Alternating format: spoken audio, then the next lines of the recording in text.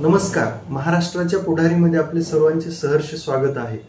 आज प्रेसच्या माध्यमातून मनोज जरांगे पाटील यांनी या ठिकाणी आंतरवाली सराटी या ठिकाणी एक महत्त्वाची घोषणा केलेली पाहायला मिळते.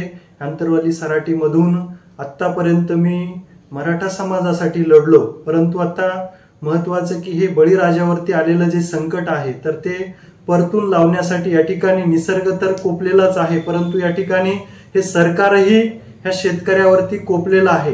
त्यासाठी या ठिकाणी मागील 2 दिवसापूर्वी मनोज जरांगे पाटील म्हटले होते, रस्त्यावर येऊन त्यांचे कपडे फाडल्याशिवाय सरकारला जाग येणार नाही.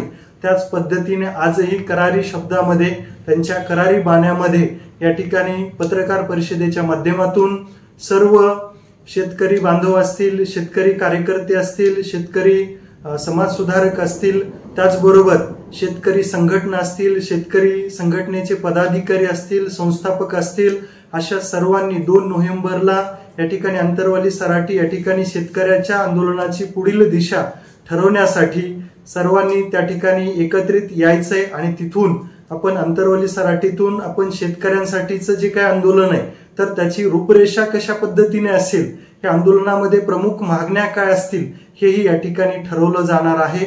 आणि त्याचबरोबर जरांगे पाटील यांनी पुढे बोलताना पत्रकार परिषदेच्या माध्यमातून की छगन भुजबळ जे आहेत तर हे मराठा समाजाला सातत्याने विरोध करतायत आणि या ठिकाणी ओबीसीला कुठल्याही प्रकारचं आम्ही धक्का न लावता या ठिकाणी आमचं आरक्षणाची मागणी आहे आणि ही ओबीसीतून जरी मागणी असेल तरी या ठिकाणी हे सरकारने स्पष्टपणे सांगितलेलं आहे की ओबीसीच्या आरक्षणाला आम्ही धक्का लावू देणार नाहीत. तर या ठिकाणी सरकारने म्हणजेच मुख्यमंत्र्यांनी या ठिकाणी स्पष्ट करावं की हे आमचं जे काही आरक्षण आहे तर त्याच्यासाठी नेमकं तुम्ही कशा पद्धतीने हे आरक्षणाचा GR टिकवून ठेवणार आहेत. हैदराबाद गॅझेटियर नुसार तुम्ही पुढची दिशा काय आहे तेही आम्हाला स्पष्ट करावं.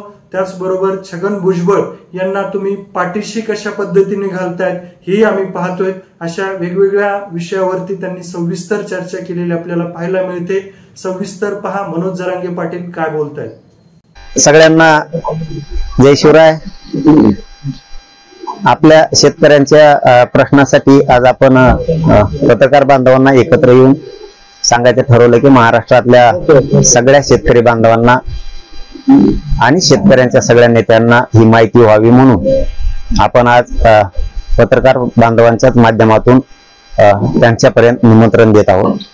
येत्या 2 नोव्हेंबर 2025 रोजी दुपारी 12 वाजता आंतरवाली सराटीत आपण एक अगोदर आंदोलन उभा करायच्या अगोदर प्रमुख व्यक्तींशी चर्चा करायची ठरवली.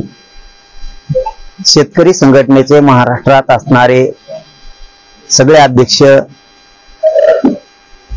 त्यांचे पदाधिकारी, शेती आणि शेतकऱ्यांच्या प्रश्नावर असणारे तज्ञ अभ्यासक, त्यांचे काही ग्रुप असतील तर या सगळ्या बांधवांना आग्रहाची विनंती आहे की तुम्ही 2 नोव्हेंबरला रविवारी आंतरवाली सराटी इथे या. आपल्याला शेतकऱ्यांच्या प्रश्नासाठी ऐतिहासिक असं प्रचंड मोठं त्यांना न्याय मिळवून देण्यासाठी आंदोलन उभा करायचं. त्यासाठी आपण अगोदर रविवारी 2 नोव्हेंबरला सविस्तर चर्चा करणार आहोत की कोणत्या विषयावरती शेतकऱ्यांची लढायची. पण एक विशेष करून सगळ्यांना सांगतो की जे शेतकऱ्यांचे नेते आहेत, शेतकऱ्यांचे पक्ष आहेत, शेतकऱ्यांचे पदाधिकारी आहेत, फक्त त्यांनीच यावं ही विनंती आहे. कारण आपल्याला चर्चा होणं गरजेचं आहे. आपण जर सगळे शेतकरी जमलात तर चर्चा होणं अवघड आहे. आपण ही 3 टप्प्यात घेऊ. पहिला म्हणजे 2 नोव्हेंबरला रविवारी आपण शेतकऱ्यांचे सगळे अभ्यासक, म्हणजे त्या प्रश्नावरती अभ्यासक, तज्ञ, शेतकरी संघटनेचे सगळे अध्यक्ष, त्यांचे प्रमुख, ज्यांना याच्यातलं काही शेतकरी संघटनेच्या बाहेर, शेतकरी पक्षाच्या बाहेरील सुद्धा काही बांधव खूप हुशार आहेत, ते सुद्धा शेतकरी प्रश्नावरती ज्यांना जाण असेल, मग ते सत्ताधाऱ्यात असो किंवा विरोधात असो, विरोधी पक्षात असो किंवा सत्ताधारी पक्षात असो, त्यांनी सुद्धा शेतकऱ्यांच्या न्यायासाठी कोणीही गैरहजर राहू नये ही सगळ्यांना विनंती आहे. त्यांनी आंतरवाली सराटीत 2 नोव्हेंबर रविवारी दुपारी 12 वाजता या. याचं कारण असं की आमच्याकडं फोन नंबर काहीचे नाहीये, काहींच्या आमच्या ओळखी नाहीयेत, परंतु तुम्ही प्रचंड मेहनतीनं सगळ्यांना काम केलेलं आहे. म्हणून आपण एकोप्यानं एक जीवानं सगळे लढूया. तुम्हाला हात जोडून आग्रहाचं निमंत्रण या पत्रकार परिषदेच्या माध्यमातूनच आहे. कोणी म्हणू नका की मला फोन नाही आला किंवा मला सांगितलं नाही, मला निमंत्रण दिलं नाही. याच पत्रकार परिषदेच्या माध्यमातून सगळ्याला हात जोडून आग्रहाचं निमंत्रण आहे की आपण सगळ्यांनी आपण शेतकऱ्याला न्याय देण्यासाठी एकोप्यानं एक जीवानं सगळे लढू. ज्यांचे ज्यांचे नंबर आहेत त्यांना आम्ही लावतोय, ज्यांचे नाही आहेत त्यांनी हेच निमंत्रण त्यांना सन्मानपूर्वक आम्ही देतोय. आम्हाला कोणालाही भेद किंवा असं बाजूला ठेवून काम करायचं नाहीये, कारण तुम्ही खूप वर्ष खूप दशक या शेतकऱ्यांसाठी लढलात.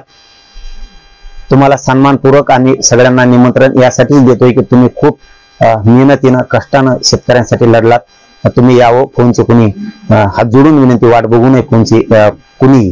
मात्र येत्या रविवारी 2 नोव्हेंबरला दुपारी 12 वाजता तुम्ही स्वतःहून कुणी शेतकऱ्यांसाठी लढलेले कुणी मंत्री असतील, आमदार असतील, माजी मंत्री असतील, जे कोण असतील ते माहित नाहीत, पण आमच्याकडून तुमचा सगळा सन्मान होईल. तुम्ही सगळ्यांनी अंतरवाली लिहा. आपल्याला खूप ऐतिहासिक मोठी लढाई लढायची. इथून पाठीमागही कधी झाली नसेल आणि इथून पुढेही कधी होणार नाही. इतक्या ताकदीने ही लढाई लढून शेतकऱ्यांना जिंकून द्यायचंय, त्यांना विजय मिळवून द्यायचा आहे. शेतकऱ्याची संपूर्ण कर्जमुक्ती केल्याशिवाय कोणी हटायचं नाहीये. हमी भावाचा विषय आहे, हमी भावाचा पण विषय घ्यायचा. आत्महत्या शेतकऱ्यांच्या झालेल्या आहेत, तोही विषय घ्यायचा. सगळ्या मालांचे, सगळ्या पदार्थांचे, फळभाज्यांचे, बागायतीचे, म्हणजे फळबागायती म्हणूयात त्याला, कांदे असतील, दूध असेल, जे काय असेल ते आता त्याच्यावर चर्चा करायची. सगळे यांचे भाव वाढते, तो फक्त आपले वाढत नाही. असं का? म्हणून ही ऐतिहासिक लढाई होणार. याच्यात सगळ्यांना माझी पुन्हा पुन्हा कळकळीची विनंती आहे की शेतकरी संघटनेचे जेवढे राष्ट्रीय अध्यक्ष असतील, महाराष्ट्राचे अध्यक्ष असतील, त्यांचे पदाधिकारी असतील, अभ्यासक तज्ज्ञ असतील, त्यांनी आंतरवालीला या प्रथम आपल्याला चर्चा करायची, कोणत्या विषयावरती लढाई उभा करायची आणि ती जिंकूस तर हटायचं नाही. ही झाला एक मुद्दा. दुसरा की या बैठकी झाल्याच्या नंतर रविवारी म्हणजे 2 नोव्हेंबरला बैठक आपली प्रमुख लोकांची झाल्याच्या नंतर आपण महाराष्ट्र राज्यातल्या शेतकऱ्यांची बैठक एक बोलू, दुसऱ्या टप्प्यातली. आणि त्या बैठकीत आपण ठरवू की कोणत्या तारखेला राज्यात आंदोलन उभा करायचं. 3 टप्प्यात जाऊ. याच्याच बरोबर माझं महाराष्ट्रातल्या सगळ्या शेतकऱ्यालाही सांगणं आणि शेतकरी संघटनेच्या शेतकऱ्याच्या प्रश्नावर काम करणाऱ्या सगळ्या तज्ज्ञाला, अभ्यासकांनाही सांगणं, तुम्ही आलात तर ही लढाई लढायला चांगलं होणार आहे. त्याचं कारण असं, मला शेतीतल्या विषयातलं जास्त ज्ञान नाहीये, म्हणजे कायद्याचं म्हणा, त्या शेतकरी संघटनेच्या कायद्याचं म्हणा, कसं कसं केलं पाहिजे, आपण कसं पुढे गेलं पाहिजे. हा एकच गोष्ट आहे माझ्याकडे, ती म्हणजे इमानदारी आणि प्रामाणिकपणा. मी ताकदीने हे लावून धरेन. फक्त तुमच्या ज्ञानाचा उपयोग जेवढे शेतकरी संघटनेचे अध्यक्ष, संस्थापक अध्यक्ष, कोणी आमदार, मंत्री, माजी मंत्री असतील, तुमच्या ज्ञानाचा उपयोग माझ्या गरीब शेतकऱ्याला व्हावा एवढीच हात जोडून तुमच्याकडून अपेक्षा आम्हाला. तुम्ही यावं. तुमच्या सन्मानात आपण ही लढाई लढू आणि जिंकू सुद्धा, याच्यात कसलंही दुमत नाही. फक्त तुम्ही इमानदारीनं लढ्यात सहभागी व्हावं, आम्ही इमानदारीने ही लढा लढू. आपल्याचा सगळ्यांचा एकच ध्यास असला पाहिजे, शेतकऱ्याचा विजय. त्याच्या मागण्याला अंमलबजावणी मिळाली पाहिजे, मान्य झाल्या पाहिजे. हे सगळे उद्देश ठेवू. तुम्ही आणि मी, आपण कोणीही नेत्याचा उद्देश न ठेवता किंवा नेता बनण्याचा उद्देश न ठेवता आपला वापर आपण शेतकऱ्यांसाठी करू. आपल्याला शेतकऱ्याचा वापर नाही करून घ्यायचा. याच्यासाठी तुम्हाला सगळ्याला सन्मानाचा, आग्रहाचं निमंत्रण की कोणीही गैरहजर राहू नये. तुम्ही इतक्या वर्ष शेतकऱ्यांसाठी लढलात. एक शेवटची फाईट तुम्ही सगळे शेतकरी संघटनेचे, शेतकरी पक्षांचे सगळ्या अध्यक्षांनी, पदाधिकाऱ्यांनी एक शेवटची फाईट शेतकऱ्यांसाठी आणू लागा. ही सगळ्यांना विनंती. तुम्ही नाही आलात तर ती लढाई लढायची कशी, हाही आमच्या पुढे प्रश्न आहे.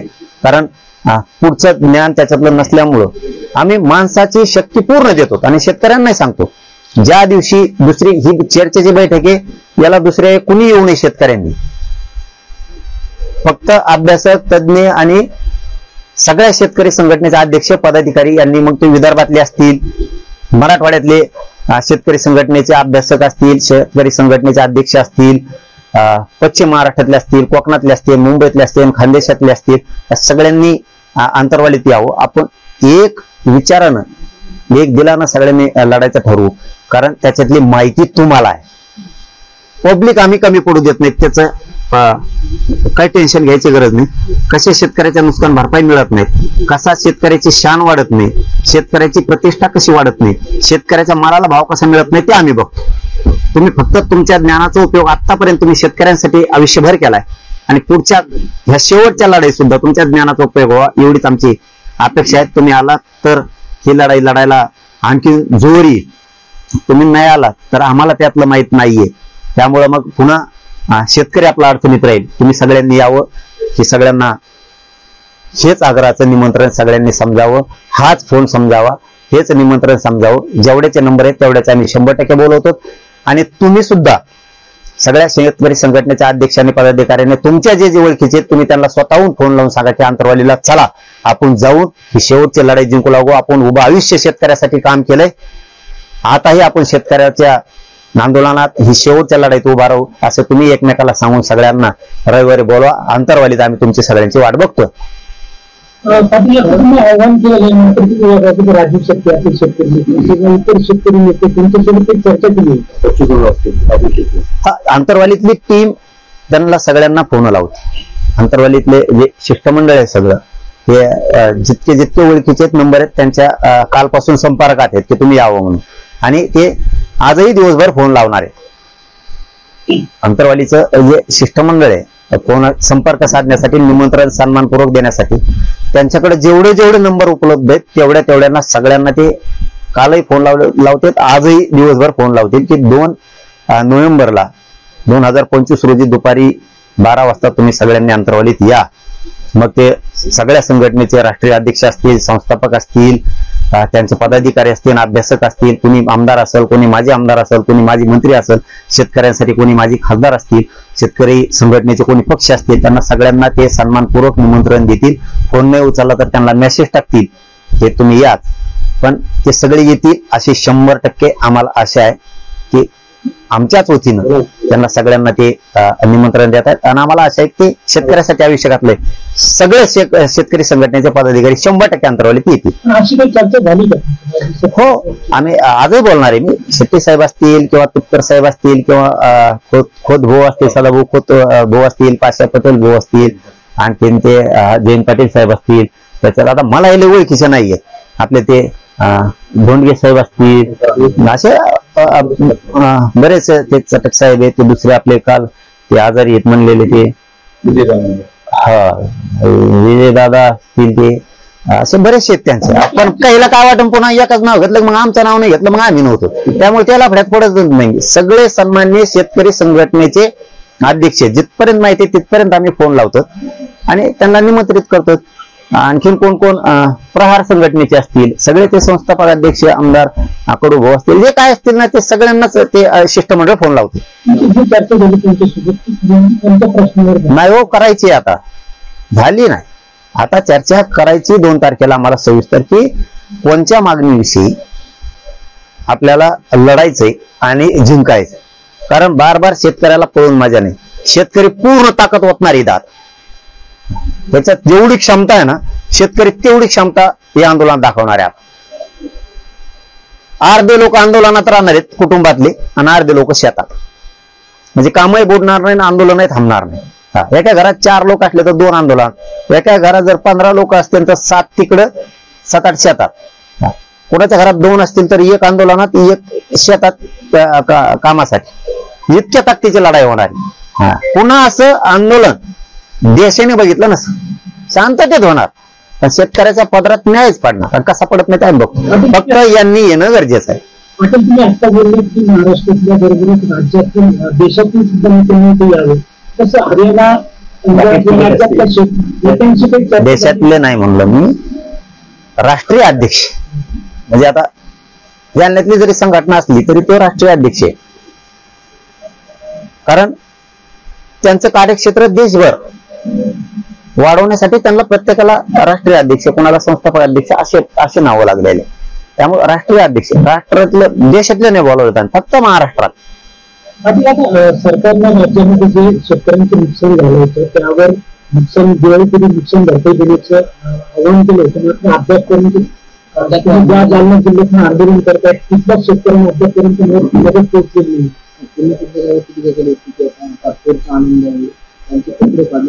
हा, म्हणूनच हे आपण आता आंदोलन उभा करायचं ठरवलं. शेतकऱ्यांना न्याय नाही मिळू शकत. हे फक्त निवडणुकापुरतं फसवत राहणार आणि त्यांच्या प्रॉपर्ट्या साबित राहण्यासाठी काम करतायत नेते. त्यांची प्रतिष्ठा, आमदार, मंत्रीपद साबित राहण्यासाठी काम करतायत.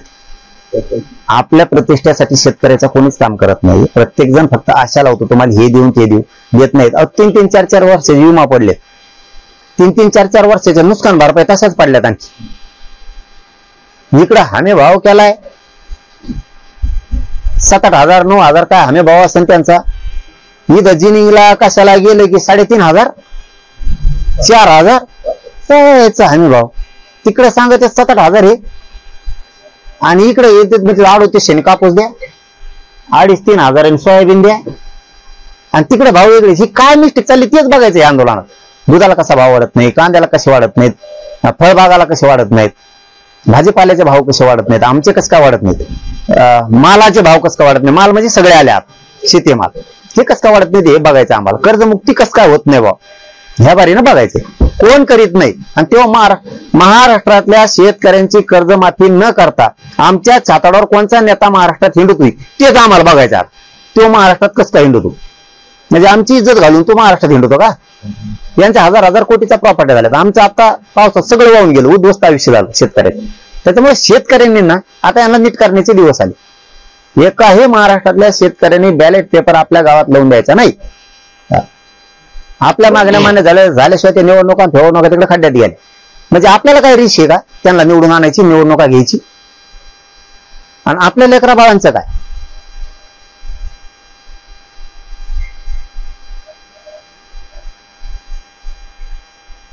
आंदोलनाचं स्वरूप नेमकं कसं असलं ते रविवारी सगळं आपण ठरवू. कारण अगोदरच आणखी चर्चाच नाही. नुसतं आंदोलन कधी होणार मी 1 महिना झाला हा विषय म्हणतो की शेतकरी आंदोलन उभा करायचं. नुसतं आंदोलन उभा करून मजा नाहीये. त्याचे सगळं सविस्तर ठरवावं लागणार आहे. हे आंदोलन कसं करायचं, मागण्या कोणत्या, त्या चर्चेसाठीच आपण रविवारी म्हणजे 2 नोव्हेंबरला सगळ्या महाराष्ट्रातल्या शेतकरी संघटनेच्या ज्यांनी 2200 शेतकऱ्यांसाठी घातलं त्यांना सन्मानानं आपण बोलवून आपण तिथं सविस्तर चर्चा करू. आपण ही लढाई सुरू करू. तिथून पुढे सगळं ठरत कसं करायचं, काय करायचं, आणि इमानदारीने लढाई लढून 100% जिंकू. याच निमित्तानं माझं मुख्यमंत्री देवेंद्र फडणवीस साहेबांना सुद्धा सांगणं, तुम्ही मराठवाड्यातल्या मराठ्यांचे मन जिंकलेत. हैदराबाद गॅझेटियरचा JR काढून हैदराबादच्या त्या JR नुसार मराठवाड्यातला सगळा मराठा हा कुणबी आहे. प्रमाणपत्र देण्याचं वाटप करण्याचं काम तातडीनं सुरू करा. तुम्ही काय आमच्याशी डाव खेळू नका. तुम्हाला वाटत असेल तिकडे आम्ही ओबीसीला म्हणतो धक्का लागत नाही ओबीसी आरक्षणाला म्हणजे ओबीसी खुश. इकडे म्हणताल की मराठ्यांना आम्ही JR दिला म्हणजे मराठी खुश, मराठ्याचं मतदान घ्यायचं आणि ओबीसीचं मतदान घ्यायचं. ही डाव मी तरी कमीत कमी कधी यशस्वी होऊ देणार. तुम्ही मराठ्यांचे जे मन जिंकलेत ते कायम जर ठेवायचे असतील तर मराठवाड्यातल्या सगळ्या मराठ्यांना कुणबी प्रमाणपत्र वितरित करायचं, वाटप करायचं काम सुरू करा. गावागावातल्या समित्या स्थापन करायचं लवकर आदेश द्या. शिंदे समिती नुसती कागदावर आहे, तिला महाराष्ट्रभर सगळ्या मराठवाडाभर नोंदी शोधायचं काम पुन्हा सुरू करा. व्हॅलिटी लोकांच्या रोखून धरल्यात त्या द्यायच्या सांगा. ज्या नोंदी सापडल्यात ते प्रमाणपत्र पण द्यायचे सांगा. आणि आणखीन एक याच्या बरोबर काम करा. हा माझा आरोप नाहीये, तुम्हाला सांगणं फक्त हे जे सांगतोय ते की तुमच्या सरकारमधले म्हणजे तो छगन भुजबळ तुमच्या सरकारमधलेच लोक तुम्ही काढलेल्या JRच्या विरोधात कोर्टात जातात कसं काय? तुम्ही तर जायचं नाही सांगितलं ना. कारण ज्या सत्तेत तुमच्या जी गोष्ट तुम्ही मराठ्यांना दिली हैदराबादच्या JR काढून मराठवाड्यातल्या मराठ्यांच्या लेकरांचं कल्याण करायचं जे फडणवीस साहेब तुम्ही ठरवलंय, मग तुमच्या सरकारमधला एक माणूस हायकोर्टात मुंबईच्या आणि दिल्लीच्या सुप्रीम कोर्टात जातो कसा, ह्यो खूप मोठा मराठ्यांना आम्हाला प्रश्न पडलेला. तुम्ही जर नुसते डोळे जरी वटारले तरी सगळे मंत्री टपाटपा जागेवर बसते, पण तुमच्या नाकावर टिचून छगन भुजबळने 5 याचिका हायकोर्टात आणि सुप्रीम कोर्टात दाखल केल्यात कशा, हा खूप मोठा प्रश्न आहे. मग तुम्ही तर नाही करायला लावलंय. छगन भुजबळला सांगून की तू म्हणजे द्यायचं एकीकडून आणि घालवायचं पण तुम्हीच. म्हणजे आम्हाला ही शंका येऊ नये असं म्हणणं आहे आमचं. आजही आमचं मन तुमच्यावरून उठलेलं फडणवीस साहेब नाही. न होणारं काम तुम्ही केलंय, त्यामुळे मराठा समाज तुमच्यावरती 100% खुश आहे. परंतु मराठ्यांना ही उद्यापासून शंका यायला नको की तुम्ही सरकारनंच मराठ्यांना मराठवाड्यातलं आरक्षण दिलं JR काढून, आणि सरकारमधला तुमचाच मंत्री आमच्या विरोधात याचिका करतो, म्हणजे तुम्हीच तर त्याला रसद दिली, बळ दिले असं नाही ना. म्हणजे द्यायचं पण तुम्हीच आणि घालायचं पण तुम्हीच. ही खेळ मात्र फडणवीस साहेब मराठ्यांबरोबर आपल्याकडून खेळण्यात येऊ नये एवढीच आम्हाला अपेक्षा आहे. तुम्ही आणि गृह मंत्रालयानं महाराष्ट्राच्या त्याची जामीन रद्द करावी. जामीनवर तो बाहेर आहे, इथं जातीय भेद तयार करतोय, जाती जाती तो दंगली घडवील. मंत्रिमंडळात जाती जाती तेढ निर्माण करून दंगली घडवणारा माणूस मंत्रिमंडळात नसायला पाहिजे, आणि जर असलाच तर त्यांनी जाती जातीत असे तेढ निर्माण केले नाही पाहिजेत. मोर्चे काढून, रास्तारोको आंदोलनं करून दंगली पेटवण्याचं काम, दूषित भाषणे की जिथं जातीय दंगली भडकते ना असे भाषणं करायचे, असा तेढ निर्माण करायचा, राज्यातलं वातावरण खराब करायचं. अशा मंत्र्यांची, छगन भुजबळची जामीन महाराष्ट्राच्या गृह मंत्रालयानं रद्द केली पाहिजे. पुन्हा पुन्हा तेच सांगतो, हैदराबाद फडणवीस साहेब आमचा आणखीनही तुमच्यावरचा विश्वास ढळलेला नाही. हैदराबादच्या गॅजेटच्या नुसार मराठवाड्यातला सगळा मराठा कुणबी मराठ्यांना कुणबी प्रमाणपत्र वाटप करण्यात तातडीने यावं. शिंदे समिती काही काम करत नाहीये, तिला मराठवाड्यासह महाराष्ट्रात नोंदी शोधायचं काम पुन्हा सुरू करा. प्रमाणपत्र अधिकाऱ्यांना द्यायचे सांगा कुणबीचे, आणि व्हॅलिडिटी पण द्यायचं सांगा. आणि महत्वाचा विषय, या मंगळवारी येत्या कॅबिनेटला सातारा संस्थांचं गॅजेटियरचा JR काढा. 1 महिन्याचा तुम्ही वेळ घेतला होता, आता 2 महिने होत आले. 2 नोव्हेंबरला, या 2 नोव्हेंबरला आता 2 महिने पूर्ण होते. आमच्यात थांबायची क्षमता नाही. फडणवीस साहेब, मला एक गोष्ट कळत नाही, तुम्हाला देऊन द्यायचंच ना, त्याला मोकळ्या मनाने दिलं पाहिजे. कोणची जात असू, ती लाडकी बहीण असन, किंवा ते शेतकरी असन, किंवा तो धनगर असन, किंवा तो बंजारा समाज असन, किंवा तो मराठा असन, किंवा तो दलित मुस्लिम. एखादी गोष्ट द्यायची ठरवली ना, बिनधास्त द्यायची ठरवत जा. हैदराबादचं गॅजेटियर दिलं, त्याचा JR प्रमाणपत्र वाटप करायसाठी गाव लेवलला समित्याच गठीत नाहीत. काय उपयोग असल्या कामाचा? लोक असे मोकळं प्रेम केलं पाहिजे लोकांनी तुमच्यावरती, मोकळं, की फडणवीस साहेबांनी न होणारं काम केलं. मराठवाड्यातल्या मराठ्यांना गॅजेट दिलं आणि मराठवाड्यातल्या मराठ्यांना आरक्षण दिलं, असं मोकळ्या मनाने काम केलं पाहिजे. देऊन तर द्यायचं, पण असं पाहत चाफत द्यायचं. म्हणजे एखाद्या माणसाचं दुखत आहे, त्याला नीट करायचंय, पण आधी गोळी देऊन बघ, मग दुसरा डोस देऊन बघ, टोपण भर औषध पाजून बघ. एखाद्याला तुम्हाला जीव घालायचंय ना, मग त्याला अर्धी भाकर द्यायची, पोटभर द्यायची, तर असं काय जीव घालायचं म्हणलं तो खायतो, काय खायचं काय असं नाही, भूक लागली तर मग एवढंच खाय, असं नाही ना. मग तुम्हाला काम करायचं ना मोकळ्या मनानं, मराठवाड्याला आरक्षण द्यायचं ना, छातीत ठोकून द्यायचं. फडणवीस साहेब, ही अपेक्षा आम्हाला तुमच्याकडून. एकीकडून तुमचाच मंत्रिमंडळातला मंत्री 5-5 याचिका दाखल करतो हायकोर्टात, सुप्रीम कोर्टात. तुमच्या परवानगीशिवाय त्याची टप्पर नाही. हे मी हृदयावर हात ठेवून सांगतो, तुमच्या परवानगीशिवाय त्याची याचिका दाखल करायची टप्परच नाही. कारण एक तर ते जेलच्या बाहेर जामिनावर आहे, आणि तुमच्या विरोधात काम करायचं फडणवीस साहेब, एवढी डेअरिंग छगन भुजबळात नाही. त्याला साधं नुसतं कुंकुड, पोलीस जरी आला म्हणलं दारात तरी तो म्हणतो चौकशीला लगेच झंडली लागते, त्याला इतकं भेट आहे. पोलीस म्हणलं की त्याला टेन्शन येतं, चौकशी म्हणला ना ते संडास बाथरूमातच लपत आहे. आणि एवढं मोठं कार्य की जो JR तुम्ही काढलाय, त्या JRच्या विरोधात ते सुप्रीम कोर्टात आणि हायकोर्टात एवढी टप्पर तुमच्या पुढं होऊच शकत नाही. तुमचं काहीतरी बळ रसद असल्याशिवाय, तुमची काहीतरी साथ असल्याशिवाय छगन भुजबळात शिबवत नाही हायकोर्टात, सुप्रीम कोर्टात जायची. कारण जे आर तुम्ही काढलाय, तुमच्या जे आरचा तो अपमान करू शकत नाही तुमच्या परवानगीशिवाय. तुम्ही जर मोठ्या मनाने जे आर काढलाय फडणवीस साहेब, आणि त्याला विरोध छगन भुजबळ करतोय, हे आम्हाला मराठ्याला पटतच नाही. कारण तुम्ही मराठ्यांच्या लेकराचं कल्याण व्हावं म्हणून जे आर काढलाय, आणि तो कल्याण होऊ नये म्हणून तुम्हाला डावलून तुमचा शब्द मोडून छगन भुजबळ लढूच शकत नाही. याला 100% तुमचं खतपाणी असलं पाहिजे असं आम्हाला वाटतंय. ते आम्हाला वाटू नये म्हणून तुम्ही मराठवाड्यातल्या मराठ्यांचे कोंडी प्रमाणपत्र वाटप करावेत ही आमची अपेक्षा आहे. आमचा तुमच्यावर बसलेला भरोसा कधीच उठणार नाही, याच्यात शंका असायचं काही कारण नाही. आम्हाला ज्या शंका होत्या त्या आम्ही या पत्रकार परिषदेच्या माध्यमातून मांडल्यात. पुढं तुमचं मन, तुम्हाला जसं करायचं तसं करा, आम्हाला जसं करायचं तसं आम्ही मग करणार. तुम्ही आता मराठा आरक्षणाची माहिती मराठा विभागात गॅजेटचं जे आर लागू झालेलं आहे, मात्र आता तुम्ही असं म्हटलंय की सातारा संस्थांचा जे आर लागू करायचा, मात्र अद्यापपर्यंत मराठवाड्यातलं जे जे आर लागू झालेलं आहे ते मराठा समाजाला अद्यापपर्यंत न्याय मिळाला नाही. अनेक गावाच्या नोंदी सापडत नाहीये, अनेक गावांच्या हैदराबाद संस्थान असताना त्या ठिकाणी जी दंगा झाली त्याच्यात अनेक दस्तावेज जळालेले आहेत. अशा लोकांना कसं न्याय देणार? आपण काय गॅजेटियरनी संख्या दाखवली. उदाहरणार्थ छत्रपती संभाजीनगर आणि जालना ही पहिल्यांदा एक जिल्हा होता, इथं 2.5 लाख कुंडी आहे. आमचं विखे साहेबांकडे त्या दिवशी तेच म्हणणं होतं, हे 2.5 लाख गेले कुठं, त्यांना कोणी गायब केलं, किमान ते 2.5 लाखाला द्या. मग आम्ही त्यांच्या पाल्याला घेऊ, त्यांच्या वारसाला घेऊ. ते 2.5 लाख गेले कुठं?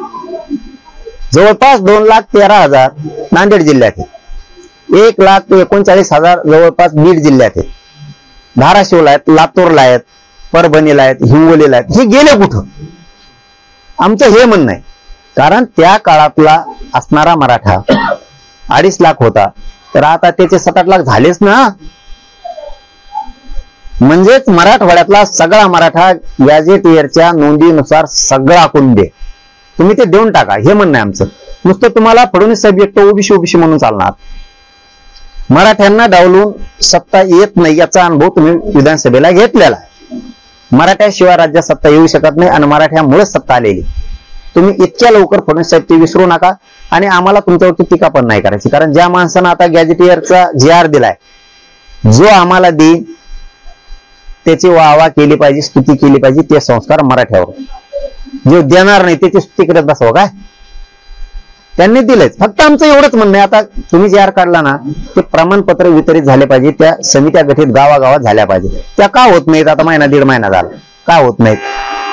ठीक आहे, एक गोष्ट खरी आहे, 1994ला जे आर निघाला तेव्हापासून आजपर्यंत ओबीसीचे लोक आरक्षण काढतात. आता सुद्धा त्यांचे पाल्य मुलं मुली पोरं लेकरा बाळ त्यांचे प्रमाणपत्र काढतात. तसं आपला आता जे आर निघालाय, जसा सवडी मिळतात तसे मराठे काढा, काय अडचण नाही. तुम्ही आज काढा, 4 महिन्याने काढा, 2 महिन्याने काढा, 6 महिने काढा, वर्षाने काढा, कवा काढा, तुम्हाला सवड मिळेल तो काय अडचण नाही. जे आर हा आता कायमस्वरूपी झाला, कायमस्वरूपी झाला, त्याचं काही टेन्शन नाही. कधी पण काढा, तुम्हाला जसं सवड मिळेल तसं काढा. पण समिती जर गावगावात नेमून ठेवल्यात, लोकांना जेव्हा सवड मिळेल तेव्हा तर काढतील. एकदा जर त्यांना सांगितलं या स्वरूपाचं, एक त्यांना ठरवून दिलं या स्वरूपाचं 1967चा 7-12 खासरा जर कोणाकडे असेल तर तोच गॅजेटियर नुसार त्यावेळेचा हा कुंडीचे दो टाका फाटाफाटा फाटाफाटा, ज्याला काढायचं काढत बस, काढतील दमादमाने. आणि काय नाही, 1 वर्ष 6 महिन्यात वर्षात मी पुरे मराठवाड्यातल्या आरक्षणात घालतो, काही टेन्शन नाही. आपली स्थानिक स्वराज्य संस्थेच्या निवडणुका आता जाहीर होत आहे. लवकरच महानगरपालिका असेल, नगरपालिका असेल, जिल्हा परिषद पंचायत समितीच्या निवडणुका होणार आहेत. त्यातच तुम्ही आता शेतकरी आंदोलनाची घोषणा केलेली आहे. तुम्ही असं पण म्हटलं आहे की जेव्हा बॅलेट येऊ देणार नाही, म्हणजे काय तुमच्या आंदोलनाची स्वरूप असणार आहे? बॅलेट नाही येऊ देणं म्हणजे निवडणुका थोड्या महत्वाच्या. शेतकरी ही जनता महत्वाची नाही का सरकारला? सरकारने ठरवावं त्यांच्यासाठी कोण महत्वाचं. शेतकरी या महाराष्ट्रातली जनता का निवडणूक? शेतकऱ्याच्या जीवावरती तुम्हाला निवडून यायचं आणि त्या शेतकऱ्याचं म्हणणं नाही ऐकायचं. शेतकऱ्याचं म्हणणं काय आहे? आमच्या मागण्याची अंमलबजावणी सगळ्या करा, संपूर्ण कर्जमुक्ती करा, सगळ्या मालांना भाव द्या, दुधांना फळभाज्यांना भाव द्या, आत्महत्या केलेल्या कुटुंबाला शेतकरी आत्महत्या केलेल्या कुटुंबाला नोकरी द्या. खूप मोठ्या नोकऱ्या पडल्यात ना. शेतकरी देश आणि राज्य जगवतो. त्याचं कुटुंबातलं करता गेला, त्याचं कुटुंब जगवा ना तुम्ही एक नोकरी देऊन. त्याला शेतीला दर्जा द्या ना नोकरीचा. नोकऱ्या नाही म्हणता तुमच्याकडे, शेतीला देऊन टाका. बघा पोर कथा कच काम केलेलं दिसते, पगार येतो म्हणलं. ह्याचे एकूण आता मागण्या काय काय होतील ना, आता त्या ठरणारच आहे. आता ते त्यांनी पीक विम्याचा गोळे, ते ट्रिगर सुरूच नाही. कशाला बसविले मग पहिल्यांदी? ह्या सगळ्या गोष्टी करण्यासाठी आपल्याला सविस्तर बैठकीत चर्चा करावं लागणार आहे 2-3 घंटे. आणि मग तुम्ही आंदोलन बघा कसं होतंय. अरे सोडायचंच नाही. मराठ्याचं आंदोलन कसं केलं आम्ही? एका वर्षाला 58 लाख नोंदी म्हणजे 3 कोटी मराठी आरक्षणात घातले. दुसऱ्या वर्षात 2 JR दिले, पश्चिम महाराष्ट्राला एक आणि मराठवाड्याला एक. 2 वर्षाचा विषय खलास. तिथं पहिल्या रट्ट्यातच करतो. आता हे शेतकरी आहेत. तुम्ही हे लढा ना, खरं सांगतो मी, आपण बोललो तेच करतो. जर शेतकरी संघटनेचे सगळ्या नेत्यांनी मनातून जर ते आले की शेतकऱ्यासाठी सामान्य माणूस म्हणून लढायचं, नेता म्हणून लढायचं नाही, आंतरवाली चला, आणि ते जर सगळे आले तर तुम्ही लढाई बघा. देशात पुन्हा झाली नसेल, देशात झाली नसेल. फिरून नेते तुम्ही बघा. आता बोलत नाही तुम्हाला, महाराष्ट्रात थांबायचंच नाही नेते, नाही तर मागण्याच मान्य करायचं. शेतकरी मग ते शेतकरी. आणि मी काय काम करतो, गरीब शेतकऱ्यांच्या उंची प्रतिष्ठा वाढावी, त्यांच्या कष्टाचा मोज झाला पाहिजे, हे काम करायचं. शेतकरी कसं काय घरी राहील? शेतकरी तुम्हाला घरी दिसूच शकत नाही. तुम्हाला 14 कोटीतले किमान 12 ते 10 कोटी रस्त्यावरच दिसले पाहिजे. मजा बघा तुम्ही. फक्त जे लाभार्थी येते त्यांचे पाय चाटणारे 1-2 कोटी सोडून देऊ आपण राजकारणातले, मंत्र्याचे, नेत्याचे. तुम्ही फक्त मजा बघा. शेतकरी आंदोलन होत आहे कसं होत आहे बघा. आणि आरक्षणाचाही प्रश्न कसं सोडित नाही तेही बघा तुम्ही. कसं सातारा संस्थांचं, कोल्हापूरच्या संस्थांचं गॅजेटियर, पुण्याचं गॅजेटियर आणि औंधचं गॅजेटियर, त्याचा कसा JR काढत नाहीत तेही बघतो मी. आपली लढाई कशी असती? प्रामाणिकन खरी. प्रामाणिकन खरी. ह्याच JR वर मराठवाड्यातल्या सांगतो तुम्हाला. सगळे मराठी महिने 2 महिने शांततेत संयम धरून थंड डोक्याने 6 महिने वर्षात पुरे घातल्याला दाखवतो तुम्ही मराठी. 6 महिने ते 1 वर्षात एक मराठवाड्यात तुम्ही 70-80 वर्ष नव्हतं. दम्मा आणि घ्या, मराठीने थोडं शिका. आता JR निघालाय ना, काही टेन्शन नाही. आता ते कायम झाला. ते जसा 1954 त्यांनी त्यांचा JR काढलाय, आजपर्यंत OBC प्रमाणपत्र काढतो. फक्त आपण ती मनस्थिती सोडून द्यायची. JR निघाला द्या लगेच, मग आम्हाला लगेच किती दिवस झाले JR निघाला द्या, लगेच एका दिशेला लाख लोकाला लगेच घ्यायचे, मोकळं व्हायचं. आपण ना धीरानं घ्यायचं शिका. एक बराबर आपण आपले लेकरं बाळ समाज मोठा करू. विश्वास ठेवा. महिने 2 महिने 4 महिने 6 महिने 8 महिने 10 महिने 1 वर्षाच्या आत पुरे मराठी आरक्षणात घालतो. पश्चिम महाराष्ट्रासह मराठवाडा सगळा. निवडणुकीच्या पार्श्वभूमीवर आपण जर बघितलं तर प्रधानमंत्री करणाऱ्यांची जी संख्या राजकीय नेत्यांची जास्त दिसते. विशेष म्हणजे तुम्हाला जे आंदोलनाचे विरोध करणारे लोक होते ते जास्त फायदा घेतात. नाही, मला त्याच्यावरती नाही बोलायचं. काय असतं माहिती आहे तुम्हाला, की ज्या गोष्टी ज्या त्या वेळेस जे ते करत असतो. ऍडमिशनच्या वेळेस ही प्रक्रिया राहते, योजनेच्या वेळेस ही प्रक्रिया राहते. मराठा समाजाच्या लेकराचं कल्याण होते हा उद्देश डोळ्यासमोर ठेवून मी काम करतो. समाजाचे लेकर MBBS ला जायला लागलेत. आज 2 मुली आल्या आहेत MBBS ला. गरीबाचे माझे लेकर नाही होऊ शकत. सुखाची लाखो लेकरांना, लाखो कुटुंबांना मराठ्याच्या सुखाची भाकरी द्यायचं काम इमानदारीने केलंय. काही लोक आमचेच नाव ठेवते, हे जे असाचे मराठ्याला फसवलं. नागरिकांना बाबा माझं तुला या प्रेसच्या माध्यमातून सांगणे, तुला जसं काढायचा तसा सरसकट काढ. बस का? मी ध्यान देत नाही निधून पुढं. फक्त माझा हैदराबादच्या JR ला धक्का लागू द्यायचा नाही, जबाबदारी तुझी. शिंदे समितीला धक्का लागू द्यायचा नाही, ही जबाबदारी तुझी. मी खूप मोठं विषय सांगतो येऊ आणि खूप मोठा शब्द वापरतो. तुम्हाला जसा काढायचा तसा काढा, माझ्या मीडियात बोलू नका. तुम्हाला वाटतं मी समाजाला फसवलं, सॉरी आपलं जे आर ते चुकीचं आहे असं म्हणणं ना तुमचं, तर तुमचं दुसरं एक म्हणणं आहे आणखी, हे सरसकट नाहीये. तुम्ही एक काम करा, मी थांबतो, तुम्ही लढा, सरसकटचा जी आर काढा. मराठ्यांना सरसकटचा जी आर, कुणबीतून आरक्षण देण्याचा जी आर तुम्ही काढा. बस का आता? तुम्ही लढा आणि सरसकटचा जी आर तुम्ही काढा. मला मीडियात कुणी बोलायचं नाही. तुम्ही लढा आणि जी आर काढा, पण एसी बीसी नाही आणि 50% वर बी नाही, दिल्ली फल्लीला जाऊ ते बी नाही. ओबीसीतूनच सरसकट मराठ्यांना कुणबी प्रमाणपत्र देण्याचा जी आर तुम्ही काढा. बस का आता? एकमेकावर चिकलफेक करण्यापेक्षा मी थांबतो, तुम्ही लढा आणि सरसकट मराठ्यांना कुणबी प्रमाणपत्र मिळण्याचा जी आर काढा. बस का आता? बस का? हेच पाहिजे तुम्हाला? मी खुपतोय ना तुम्हाला, मी लय दुखतोय ना? ठीक, फक्त माझी एक एवढीच अट आहे, तुम्हाला जो जी आर काढायचा तो तुम्ही काढा, जसा काढायचा तसा काढा.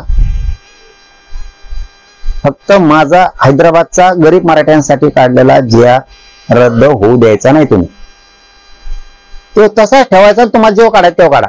मी याच्यातूनच ह्या जी आर मधून 1 वर्षात पुरे मराठी आरक्षणात घातलेले मी दाखवतो. तुम्ही तुमचा दुसरा कोणता काढा. बस का? पण तुम्ही लढा आणि मिळवा. फक्त लढत असताना माझा गरीब मराठ्यांचा हैदराबादचा जी आर निघालेला याला धक्का लागू द्यायचा नाही, ही जबाबदारी स्वीकारा.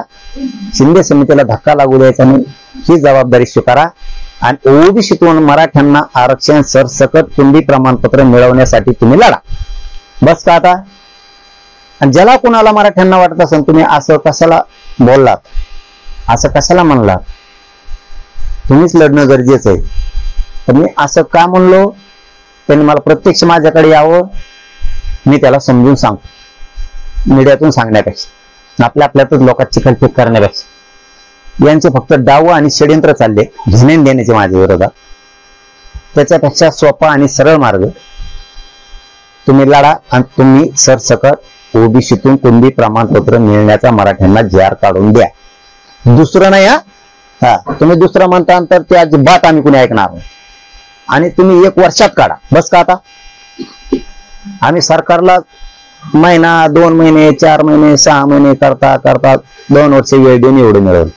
समाजाचे तुम्ही आमचे बांधवच आहेत म्हणून तुम्हाला 1 वर्ष वेळ जाऊ. लढा तुम्ही आणि सरसकट मिळवा. हे तेवढंच करा, सरसकट मिळवा. आता तर पचपच बंद झाली मीडियातली तुमची. तुम्हाला नेतृत्व किंवा काय म्हणतात त्याला श्रेय, हे जास्त महत्वाचं होतं ना.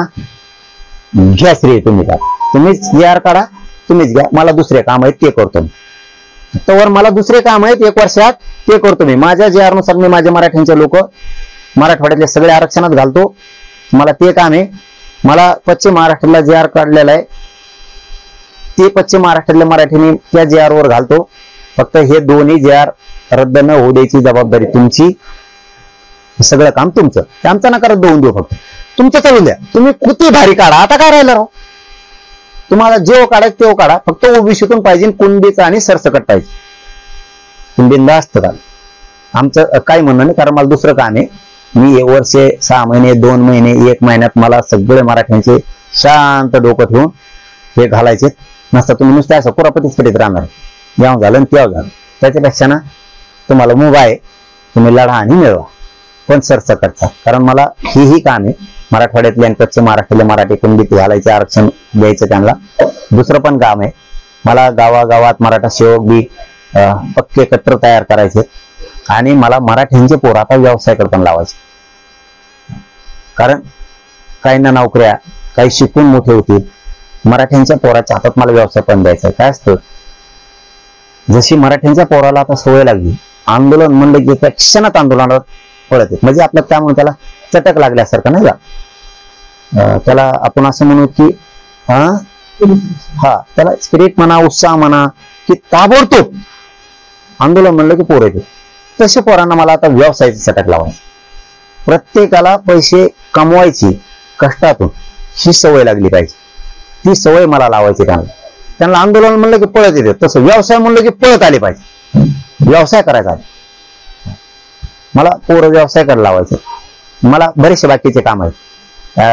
2 वर्षापासून आमची लय मजा घेतली काही नाही सोशल मीडियात त्यांनाही उत्तर द्यायचे. त्यांना वाटलं त्यांची वळवळ 2 वर्ष आम्ही ऐकून घेत होतो म्हणून त्यांनी खूप केली. आम्ही उत्तर देत नव्हतो किंवा काय नाही म्हणून त्यांना वाटलं आम्ही काय आमच्या हात किंवा काय तोंड बांधलेले आहेत का काय, उत्तर देता येत नाही. आम्हाला जरा तेही नीट उभा करायला लागेल ना, किती दिवस ऐकून घेणार आहे. आम्हाला जरा तेही बघायचं, कारण काही गोष्टी आता लिमिटच्या बाहेर गेल्या. लिमिट होतं तोवर ठीक होतं, लिमिटच्या बाहेर गेला. आणि मीडियात बोलतो ना काय अंधारात ते काय कुचक बोलतो का काय, जाहीर सांगायला ना मीडियात. 2 वर्ष सहन केलंय. फक्त समाजाच्या लेकरांचं आमचे स्वार्थ जागा होऊ नये आणि समाजाच्या लेकराचं वाटोळं होऊ नये आपल्यामुळे, म्हणून सहन केलं.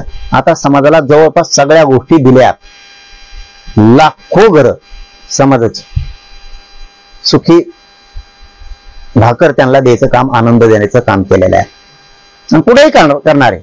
पण मधल्या काळात खूप माज आलता, कारण एवढ्या संख्येनं मराठा असून नुसते लोकांचे मार खायला किंवा लोकांच्या शिव्या खायला किंवा त्यांचं सोशल मीडियावर घाण ऐकून घ्यायला नाही ना. त्याला थोडं उत्तर मिळालं का मग त्याला कचका कळण. 2 वर्ष झक मारलेलीची एका दिवसात भोगायला लागलं. आम्हाला तेही उत्तर द्यावं लागेल ना, लोकशाही मार्गाने उत्तर नाही द्यायचं. आम्हाला जरा थोडं त्याच्यातही आता वेळ देणं गरजेचं आहे, कारण समाजाचं पण खच्चीकरण होऊ नये ही पण आपली जबाबदारी आहे. कसल्याने आग्रहाने उठायचं बोलायचं, कसल्याने आग्रहाने उठायचं बोलायचं. तू ज्या स्टाईल नाही ते आता तुम्ही नुसती मजा बघा. तुमचं जे माज मस्ती होते ना, त्याला वाटतं आमचं कोणी काही करीत नाही, आमचं काय आम्ही याव करू त्याव करू. तू याव त्याव तुला आता कळत आपण आयुष्यातली सगळ्यात मोठी चूक केलेली. फक्त आंदोलनातून मी मोकळा होत नव्हतो.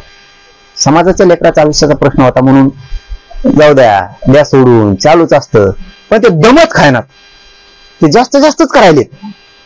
त्याच्यामुळं ज्याला त्याला उत्तर द्यावं लागणार आहे त्याचं उत्तर त्याला मिळाल्याशिवाय जमणार नाही. तेव्हा त्याची पण वाप जिरण, त्यावर त्याची वाप जिरत नाही. योग्य वेळेला योग्य उत्तर दिले की वाप जिरत असते. कारण पहिला पाऊस पडला की गढूळ पाण्यात जर एखाद्या मसाला पाणी पिले तर वाफावर आली तर ताबडतोब जेव्हा तेव्हा जमतं ते. असं असतं ती खेळ आमच्या शेतकऱ्याचा.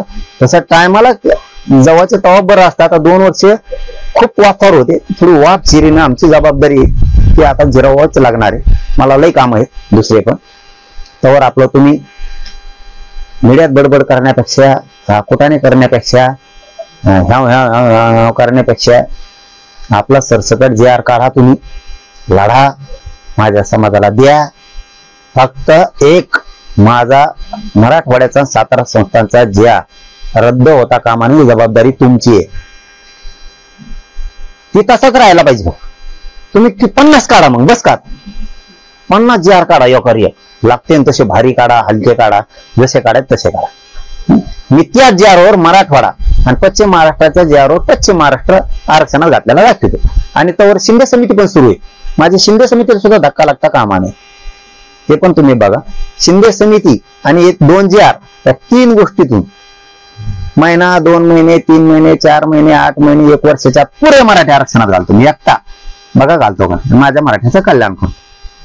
चलो, सगळ्या शेतकरी बांधवांना, सगळ्या शेतकऱ्याच्या संघटनेच्या अध्यक्ष पदाधिकाऱ्यांना विनंती की रविवारी 2 नोव्हेंबर 2025 रोजी दुपारी 12 वाजता आपण आंतरवालीला यावं, हे तुम्हाला हात जोडून आग्रहाचं कळकळीची विनंती आहे. धन्यवाद. प्रत्येकाच्या मनामनातील, मातीच्या कणाकणातील आपल्या व आपल्या हक्काची ललकारी महाराष्ट्राचा पुढारी पाहण्यास विसरू नका.